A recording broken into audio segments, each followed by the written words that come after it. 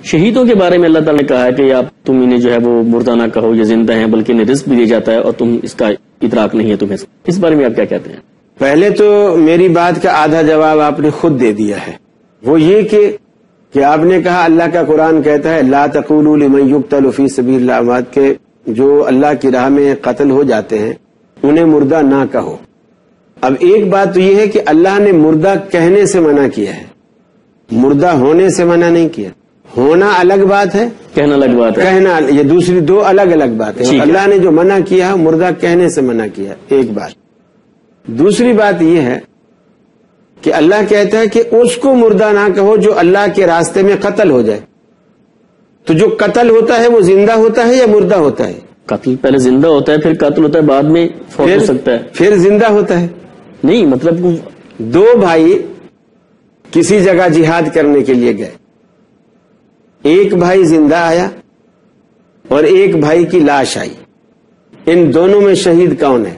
جو مسکراتا ہوا آیا ہے یا جس کی لاش کفن میں لپٹی ہے وہ؟ بالعموم جس کی لاش جو ہے وہ لپٹی اسی کو شہید کہیں گے. تو شہید ہونے کے لیے مرنا ضروری ہے، ورنہ شہید نہیں ہوگا.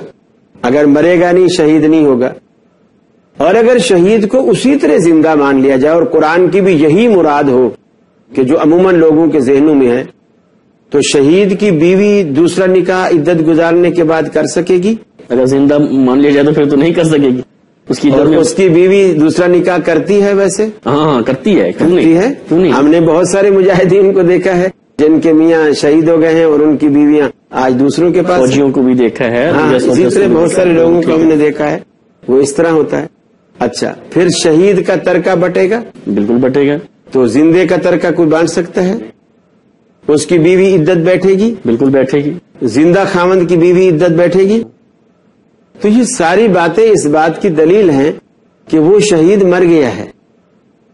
اللہ رب العالمین نے شہید کا جو ایک رتبہ ہے اس کے احترام میں مومنین کو لفظ موت کا اس کے لیے استعمال کرنے سے منع فرمایا، کیونکہ موت کا لفظ حوصلہ شکن لفظ ہے. اس سے حوصلے پست ہوتے ہیں. اور خاص کر اس وقت کفار نے کہا کہ میاں ان کو کیا، ایک تو ویسے مر گئے اور دنیا سے بھی گئے، آخرت پر تو ان کا ویسا ایمان نہیں تھا کفار کا.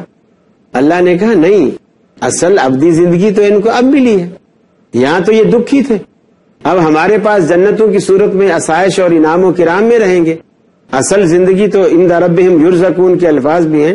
عند ربہم یہ نہیں کہا قبر میں، عند ربہم اپنے رب کے پاس یہ کھاتے بھی ہیں، روزی دیے جاتے ہیں. بلکہ حدیث میں آتا ہے ان کے سبز رنگ کے جسم ان کو دیے جاتے ہیں، ان کی روحوں کو، اور وہ سبز رنگ کے پرندوں میں جنت کے میوے کھاتے ہیں، پھل کھاتے ہیں. اور اللہ رب العالمین نے اپنے عرش کے نیچے قندیلیں لگائی ہوئی ہیں، کچھ پنجرے ٹائپ کا آپ کہہ لیجئے یا گھونسلے ٹائپ، جی ہاں، رات کو آ کے استراحت کرتے ہیں، وہ پرندے اس میں آرام کرتے ہیں، راحت پاتے ہیں.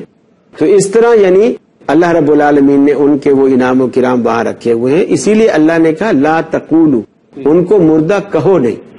پھر یہ بھی کہا کہ جو اللہ کے راستے میں قتل ہو جائے، اور مردہ ہوتا ہی وہی ہے جو قتل ہو جائے. قتل ہوگا تو شہید ہوگا نا. جی. اور تبھی اس کی بیوی دوسرا نکاح بھی کرے گی، عدت بھی بیٹھے گی، اس کا ترکہ بھی، جائیداد کا بٹوارہ بھی ہوگا. اس لیے وہ فوت ہو گیا ہے. ٹھیک ہے.